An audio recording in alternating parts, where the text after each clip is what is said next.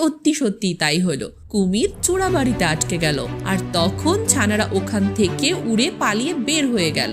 লোভে পড়ে লোভী কুমিরের প্রাণ গেল। গভীর জঙ্গলে এক পাখি তার ছানাদের নিয়ে বসবাস করত। পাখিটা ছিল খুবই সহজ সরল। দিনের বেলায় সে তার ছানাদের নিয়ে চড়িয়ে বেড়াতো, আর সন্ধ্যা হলেই সে তার ছানাদের নিয়ে একটি আম গাছের নিচে থাকতো। আম গাছটায় সেই বছর অনেক আম ধরেছিল। একদিন দিনের বেলায় যখন পাখি তার ছানাদের নিয়ে গল্প করছিল, হঠাৎ করে একটা আম পাখির মাথায় পড়ল। বেচারা পাখিটা মারা গেল। মা মা মা ভাই, মা উঠছে না কেন? মার কি হয়েছে? মা মা ভাই, ওই আমটা মায়ের মাথায় পড়ার কারণে মা আর দুনিয়াতে নেই। মা মা মা মা আমাদের ছেড়ে অনেক দূরে চলে গেছে। পাখিটা মরে যাওয়ায় তার ছানারা অনেক কান্নাকাটি করলো, আর তাকে কিভাবে দাফন করবে সে বিষয়ে বনের অন্য পশু পাখিদের সাথে আলাপ আলোচনা করবে বলে ভাবলো। ভাই, মাকে দাফন করার জন্য আমাদের অন্য বনের পশু পাখিদের সাহায্য প্রয়োজন। তুমি ঠিক বলেছ, আমি যাই খরগোশের কাছে আর এই বিষয়ে কি করা যায় তার পরামর্শ নিয়ে আসি। তাই পাখিরা এক ছানা প্রথমে গিয়ে পৌঁছালো এক খরগোশের কাছে। সে গিয়ে খরগোশকে সব কথা বলল, কিন্তু এই বিষয়ে খরগোশের কিছুই জানা ছিল না। তাই সে কোনো কিছু না বলেই সেখান থেকে চলে গেল।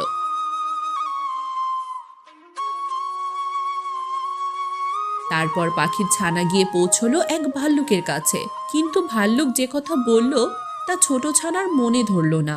তাই সে মন খারাপ করে সেখান থেকে চলে গেল। আর শেষে গিয়ে পৌঁছালো এক কুমিরের কাছে। হ্যাঁ, এটা কোনো কথা হলো? দেখ, এটা তো আমার বাম হাতের খেলা। তুই সবকিছু আমার উপর ছেড়ে দে, আমি সবকিছু করে দেব। তোদের এই বিষয়ে কোনো চিন্তা করার প্রয়োজন নেই। তুমি সত্যি বলছো তো মামা? তুমি সবকিছু তো করে দেবে? আমরা তো এখনো অনেক ছোট, তাই এই বিষয়ে আমরা কিছুই জানি না। তুমি এত ব্যস্ত হও না, সব কাজ আমি করে দেব। ও মামা, আমরা তাহলে তোমার ভরসায় থাকলাম। আর তখন কুমির পাখিটাকে সেখান থেকে মুখে নিয়ে চলে গেল। সে একটা নির্জন জায়গায় গিয়ে কবর দেওয়ার কথা বলে চুপচাপ পাখিটাকে খেয়ে নিল। আর পাখির ছানাদের এসে বলল যে সে তাদের মাকে কবর দিয়ে এসেছে। বাচ্চারা, তোমাদের মাকে এই মাত্র কবর দিয়ে আসলাম। আজ থেকে তোমরা আমার ছানা। এখন থেকে তোমরা আমার সাথে আমার গুহায় থাকবে। কুমিরের এই কথা শুনে একটা ছানার সন্দেহ হলো। সে কুমিরের কথায় রাজি হলো না। না মামা, মানে তো কি হয়েছে? আমি আমার ভাই বোনদের সামলে রাখতে পারবো। আচ্ছা ছানারা, তোমরা আজ রাতে কোথায় থাকবে? আমরা ঝোপের আড়ালে থাকবো, বেল গাছের নিচে। আর কোথায়? হা হা হা হা। ঠিক আছে ছানারা, আজ তোমরা এখানেই থাকো। আমি রাতে তোমাদের দেখতে আসব। তোমরা আবার আমাকে ভয় পেও না। কি জানি তোমাদের মা আবার রাতে ভূত হয়ে আসে কিনা। আচ্ছা, আমি যাচ্ছি, ঠিক আছে? কুমির সেখান থেকে চলে গেল, আর ছানাগুলোর কুমিরের কথায় সন্দেহর সৃষ্টি হলো। শুনো, কুমিরের কথার উপর কেউ বিশ্বাস করবে না। সে যে সব কথা বলছে সবই মিথ্যে। সে আমাদের মাকে সত্যি কবর দিয়েছে কিনা সে বিষয়ে আমার সন্দেহ আছে। আজ রাতে আমরা গুহার ভিতরে থাকবো, যাতে কুমির মামা বুঝতে না পারে আমরা কোথায়। বড় ভাইয়ের কথা মতো সব ছানারা গুহার ভিতরে আশ্রয় নিল। কুমির রাতে আম গাছের ওইখানে আসলো, কিন্তু কাউকেই পেল না। কুমির ছানাদের না পেয়ে ওখান থেকে চলে গেল। পরের দিন সকালে কুমির ওখানে আসলো, আর দেখলো পাখির ছানারা ওখানেই আছে। আরে ছানারা, কাল রাতে তোমরা কোথায় গিয়েছিলে? আমি কাল রাতে এসেছিলাম, তোমাদের তো আম গাছের নিচে দেখলাম না কাল। মামা, আমরা গুহার ভিতরে ছিলাম, তাই আমরা বুঝতেই পারিনি তুমি কাল রাতে এসেছিলে। আহারে, মা হারা ছানাগুলো কতই না কষ্ট আছে। আল্লাহ কেন তোমাদের এমন শাস্তি দিল কে জানে। বাদ দেও মামা, সবই আমাদের ভাগ্যের লিখন।